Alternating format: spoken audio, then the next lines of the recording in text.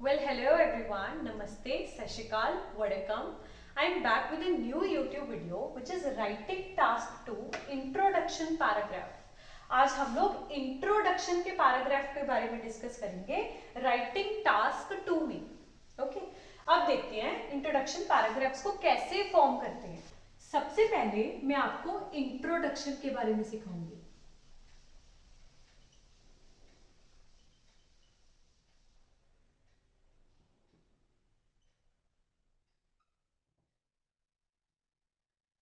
आपको कोई भी टॉपिक मिला हो ना, कोई भी टॉपिक मिला हो, किसी भी टॉपिक के रिलेटेड आपको क्वेश्चन हो, जैसे मैं क्वेश्चन यहां पे लिखती हूं. क्वेश्चन है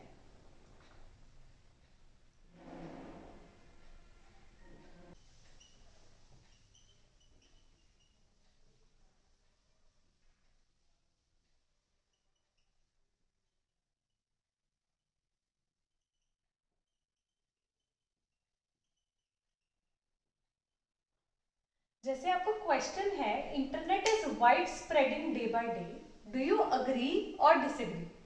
तो अब देखो, सबसे पहले हम लोग इंट्रोडक्शन की लाइंस बनाएंगे. इंट्रोडक्शन लाइंस या फिर कई लोग इसको बोलते हैं स्टार्टिंग लाइंस.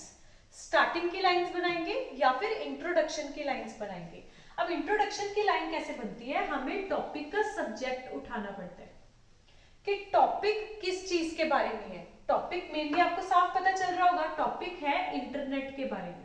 अब देखो, कई बच्चे होते हैं जो एकदम से कोई भी लाइन फॉर्म कर लेते हैं, कोई भी लाइन बना लेते हैं, बट कई बच्चे होते हैं जो एकदम से लाइन नहीं बना पाते, शायद प्रैक्टिस के कारण, शायद उनको स्कूल में ऐसे कोई फॉर्मेशन ना सिखाई हो, या बहुत सारे कारण हो सकते हैं.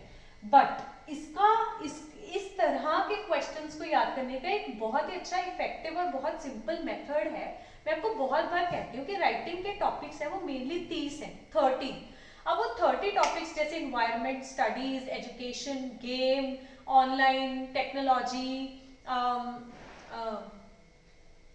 पॉल्यूशन, इंटरनेट, ये सारे आप लोगों के क्या है टॉपिक्स हैं, इस तरह के 30 हैं. तो वो 30 टॉपिक्स के ऊपर ना घूम घूम के क्वेश्चन बनता है. तो वो क्वेश्चन के ऊपर जो भी टॉपिक के रिलेटेड आपको बात की हो, जैसे यहाँ पे इंटरनेट के रिलेटेड बात की है, तो मैं इंटरनेट के ऊपर 2-3 लाइंस को लर्न कर लूंगी और जो भी टॉपिक आ गया उस तरह की स्टार्टिंग लाइन वहां पे लिख दूंगी.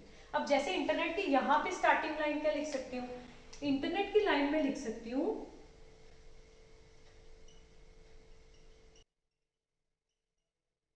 Internet has proven to be a boom for people. Boom होता है वरदान. इंटरनेट ने लोगों की जिंदगी में बूम की तरह, वरदान की तरह एक्ट किया है, प्रूव किया है. एक तो ये लाइन होगी, या फिर आप कह सकते हो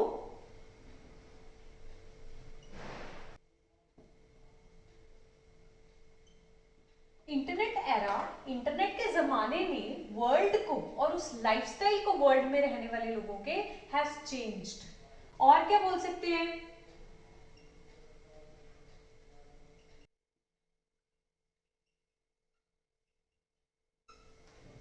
ये भी लिख सकते हैं कि इंटरनेट बहुत ज्यादा कंफर्ट्स तो लेके आया है, बट डेट्रीमेंटल कंसिक्वेंसेस, डेट्रीमेंटल होता है नेगेटिव रिजल्ट्स के साथ लेके आया है. तो अब इस तरह से आप लोग टॉपिक के ऊपर लाइंस को प्रिपेयर कर सकते हो, जो कि हम इंट्रोडक्शन लाइंस में फिट कर सकते हैं. अब मैं इस क्वेश्चन में इनमें से एक लाइन जो जच रही है वो फिट करूंगी.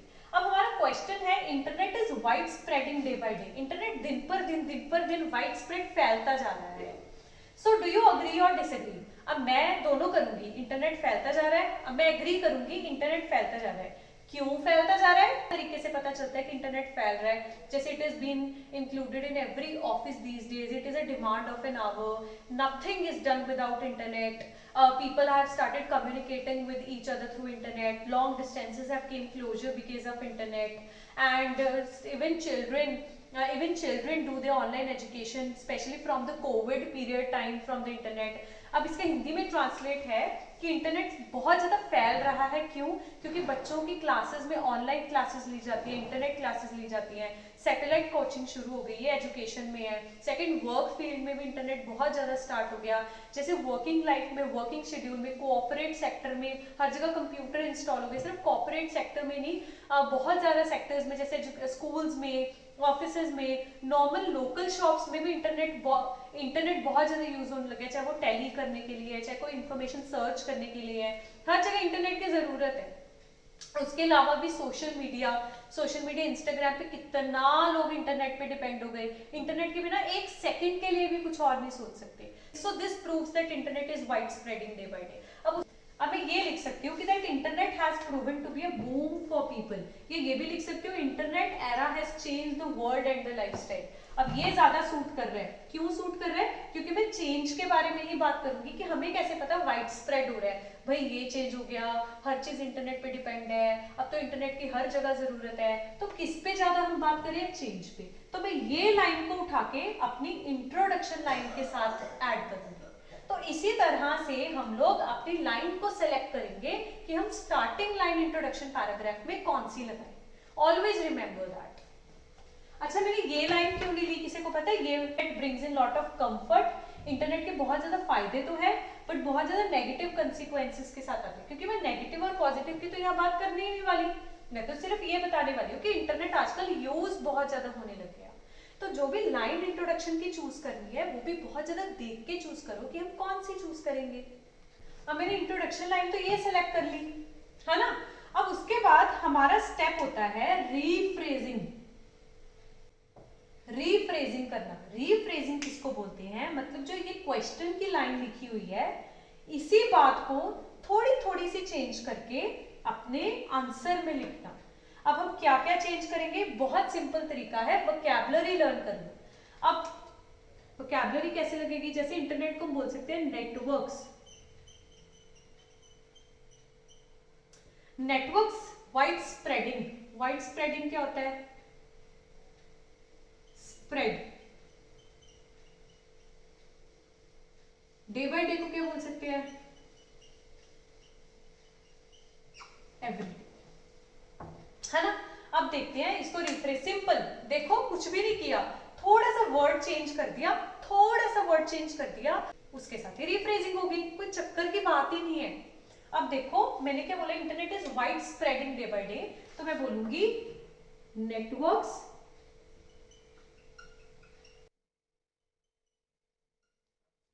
सिंपल, नेटवर्क्स आर स्प्रेडिंग, क्योंकि ऐसा आ गया तो इसके बजाय क्या हो जाएगा? आर।